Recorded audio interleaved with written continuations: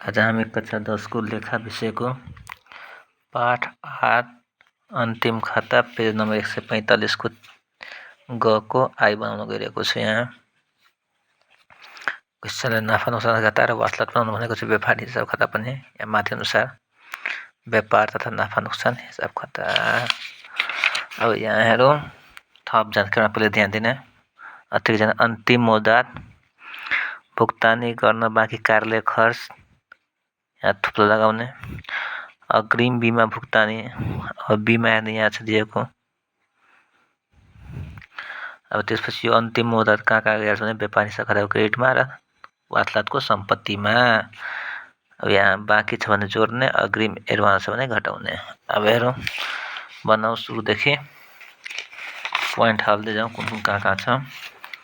सबभन्दा पहिले यहाँ हेर्ने पुँजी दिएछ कति 15,80,000 लेखो 15,80,000 पुँजी यहाँ लेख्ने पुँजी 15,80,000 तो लेखो यहाँ पुँजी 15,80,000 यहाँ पुँजी फिर्ता पनि दिएछ यहाँ 34,100 पुँजी फिर्ता 34,100 यहाँ माइनस। अब खुद नाफा खुद नोक्सान के निस्किन्छ त्यो हेरौँ। दुईटा पोइन्ट भयो। त्यसपछि मेसिन दिएछ 15,80,000 यहाँ लेखौँ मेसिन 15,80,000। अर्को दिएछ यहाँ बैंक मौजात 1,30,000 सम्पत्ति हो बैंक मौजात 1,30,000। अर्को यहाँ दिएछ भुक्तानी दिनुपर्ने बिल 65,800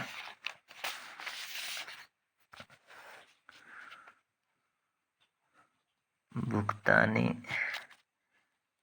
दिनु पर्ने बिल 65,800। यहाँ के दिने भन्दाखेरि दिएको छ सन्तुलन परीक्षण। यहाँ डेबिट भनेको के हो भन्दाखेरि सम्पत्ति खर्च नोक्सान यो छ भने क्रेडिटमा के हुन्छ आम्दानी नाफा र दायित्व। कि त आम्दानी नाफा हुन्छ कि त दायित्व हुन्छ। त्यस्तै भुक्तानी गर्नुपर्ने बिल छ यहाँ क्रेडिटमा तिर्नुपर्ने रकम के हो दायित्व हो त्यो बुझ्ने। अब ऋण दिएछ 2,45,400 तिर्नुपर्ने हो ऋण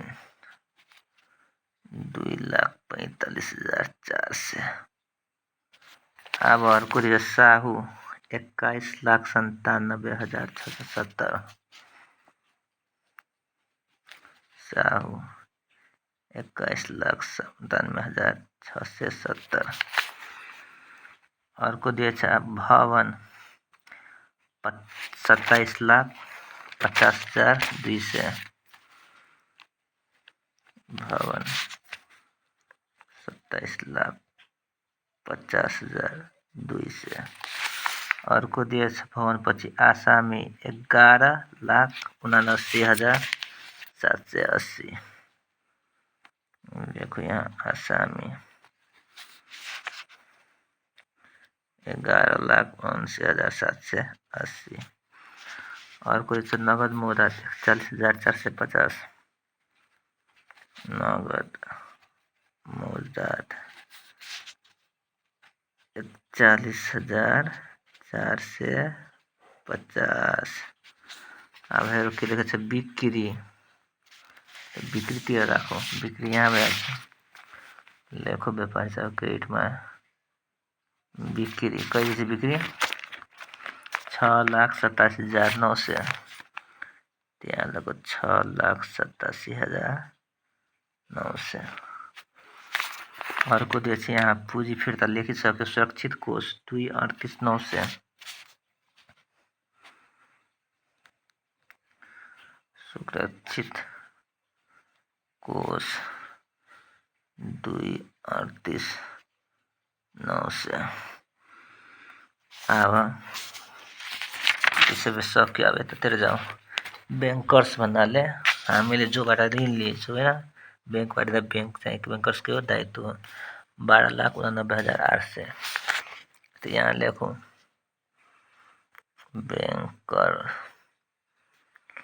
ब्याङ्कर्स कति छ 12,89,800। अर्को यहाँ चाहिँ बिक्री फिर्ता 16,000, बिक्रीबाट घटाउने बिक्री फिर्ता 16,000 घटाएपछि कति भइहाल्छ 6,71,900। अर्को यहाँ छ खरिद फिर्ता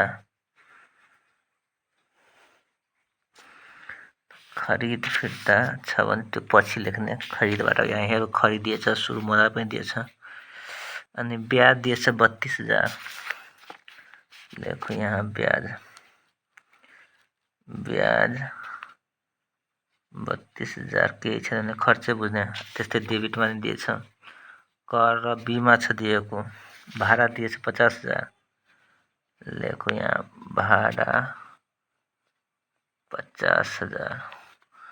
अब कर र बिमा छ, लेखो यहाँ कर र बिमा कति छ, कर बिमा 14,200। यहाँ के लेख्छ अग्रिम बिमा भुक्तानी 22, त्यहाँ लेख्ने अग्रिम बिमा भुक्तानी कति रुपियाँ 2200।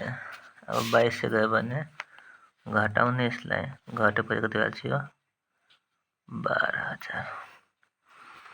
अर्को दिएछ यहाँ अब अग्रिम बिमा भुक्तानी गर्दाखेरि यो के हो चालु सम्पत्ति हो, त्यसैले यहाँ लेख्ने अग्रिम बिमा भुक्तानी। दुई ठाउँमा अतिरिक्त जानकारीको समायोजन गर्ने। अर्को दिएछ यहाँ ज्याला 12,000, लेखो यहाँ ज्याला 12,000 1 2 3 छोडेर यहाँ ज्याला 12,000। अर्को दिएछ ज्याला छैन, मिस्टेक छ यहाँ। अब साउन 1 गतेको मौद्दात, अनि हामी कहिलेको बनाइरहेछ यहाँ साउन 1 गतेको मौद्दात, यो के भयो सुरु मौद्दात, यहाँ लेखौँ सुरु मौद्दात। आर्थिक वर्ष कहिले सुरु हुन्छ साउनदेखि असार, साउनदेखि ल। अर्को दिएछ ज्याला वैश्यको तलब दिएछ 90,000, त लेखौँ यहाँ तलब 90,000, तलब 90,000 यो पनि भयो। अर्को दिएछ ज्यावल भनेको औजारहरू 55,000, त यहाँ लेख्ने ज्यावल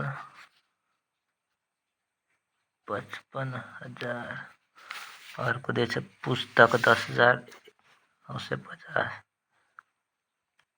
पुस्तक 10,950।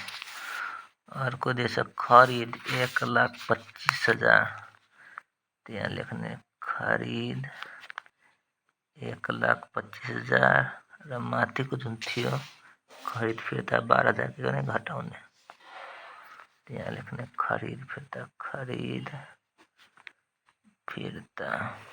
12,000 के गर्दिने घटाइदिने, कति आउँछ 12,000 गरेपछि 1,13,000। अब अर्कोहरू कार्यालय खर्च दिएछ, यहाँ लेख्ने हो कार्यालय खर्च कति छ 16,990। यहाँ के छ कार्यालय खर्चमा भुक्तान गर्न बाँकी, त यहाँ लेख्ने जोड्ने हो भुक्तान गर्न बाँकी, कति छ बाँकी भुक्तान गर्न बाँकी 1,110। के गर्ने यहाँ जोड दिने, जोडेपछि 16,990 मा 10 जोडे कति भइहाल्छ 17,000। एक 18,001 से, तो यहाँ देखो 18,001 से, 18,001 से। अब यहाँ भुक्तान गर्दा बाँकी भनेको दायित्व हो, त यहाँ लेख्नु दायित्वमा भुक्तान गर्न बाँकी कार्यालय खर्च कति, 3वटा 1 र एउटा 0। अन्तमा छ अन्तिम मौजात 50,000। सुरुमा यहाँ लेखो अन्तिम मौजात व्यापारी हिसाब खाताको क्रेडिटमा कति छ, 50,000। अर्को यहाँ पनि लेखो अन्तिम मौजात सम्पत्तिमा कति छ, 50,000। अब जोड्दाखेरि क्रेडिटमा 6 लाख, लगभग 7 लाख भयो। डेबिटमा कम छ भनेको खर्च कम भयो, नाफा त्यहाँ लेख्ने, कुल नाफा ब्र्याकेट दिने, जोड्दा कति भयो, 6 लाख। त्यो भयो 7,21,900 बाट कति घटाउने हो, डेबिटको टोटल 15,11,26,1,27 भनेको 2,75,000। 12, 13, 25 ठिक छ,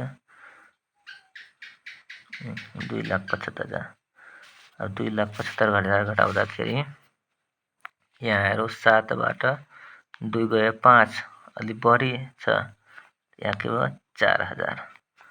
अब हेरौँ 21,75,000बाट हामी घटाउने हो, यता कति हो 25,000 र यो 21,000। 25,000 थप्न गयो, त 25 र 21 कति भएछ, 46,900। यहाँ जम्मा हेराउने, के लेख्ने, यहाँ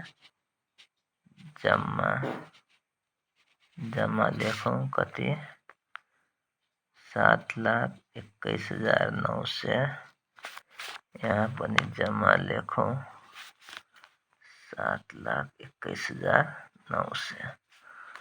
कुल नाफा यहाँ क्रेडिट राख्ने, कुल नाफा कति आयो, 4,46,900। अब यहाँ पनि हेरौँ यही नै बढी छ, त्यसैले यहाँ के हुन्छ, अब खुद नाफा त्यहाँ लेखौँ, खुद नाफा क्रेडिटमा कति हो, 4,46,900बाट घटाउने यसको टोटल त जोडौँ। भाडा कति छ, यहाँ कति दिएछ भाडा, 50,000। यो कति हो, 50,000 भाडा कति छ, 50। त 32, 50 कति भयो, 82। यो कति 94, 184, 184 र 18 कति भयो, 2,02,100 घटाउँ, 2,02,100। फेरि जोड्दाखेरि 18 यो 12, 30 भयो, 1,20,000 र 82,000। 1,20,000 र 82,000 भइहाल्छ, 2,02,100 अब घटाउँ 2,02,100, त 4बाट 2 गयो भने 2,00,000, 2,000 गयो भने 44 कति भइहाल्छ, 44,000। 9बाट 1 गयो भने 800। अब यहाँ पनि के गरौँ, जम्मा लेख्ने, कति छ, 4,46,900। यहाँ पनि के गर्ने, जम्मा लेख्ने, 4,46,900। यहाँ खुद नाफा छ, खुद नाफा के गर्ने, जोड्ने, त यहाँ लेखौँ खुद नाफा कति निकाल्यो हामीले, 2,44,800। त्यो प्लस गर्ने, 2,44,800। यो प्लस गर्दाखेरि 10,700ले बढ्यो, त जोड अब, त 15बाट 2 जोडे 17 लाख, 80बाट 10 जोडे 90 र 700 यति भयो।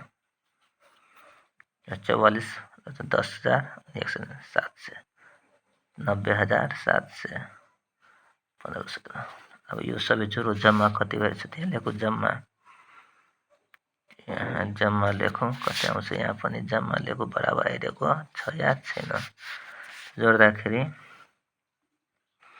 कति छ 110, यो भयो 910, 910 र कति 900 छ भने 1810, 18 भनेको 2480, 2880, 3680, 4380, 4380, 4000, 41 5000, 9 5 14000, 14 8 22000, 22 7 29000, 29 5 34000, 34 5 39000 को 3 क्यारी भयो, 8 3 11, 11 3 14, 14 9 23, 23 4 27, 27 6 33, 33 9 42, हात लाग्यो कति 4,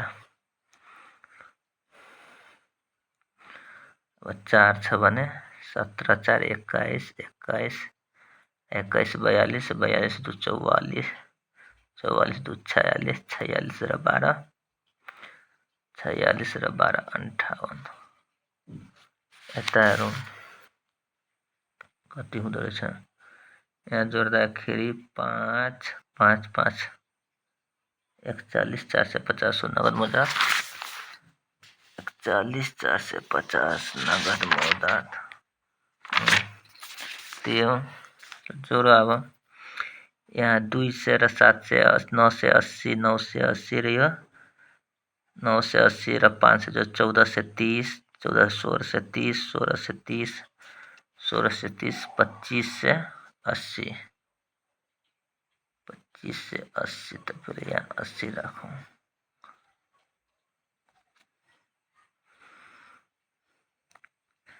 7 2 9, 9 4 13, 13 1 14, 14 2 16, 16 र 9 25, 5,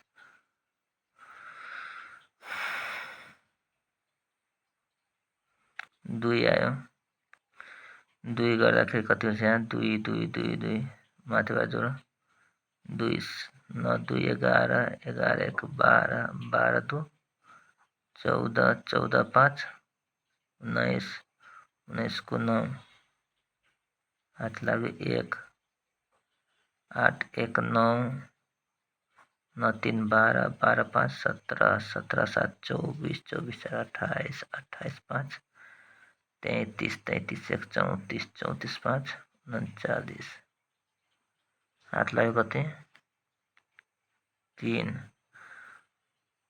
15 3 18, 18 1 19, 19 17, 46, 46 11 57, 57, 57 आइरहेछ यहाँ,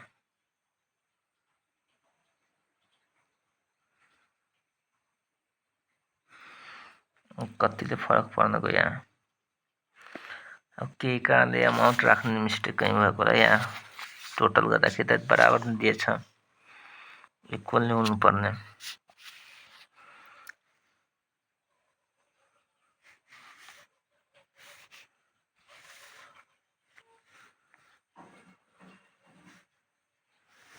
यस्तै हिसाब हो होला। जोरको साब क्यालकुलेटरको युज भएन, त्यही कारणले मिस्टेक हुन सक्छ, हाम्रो पोस्टिङ सही हुनु पर्यो।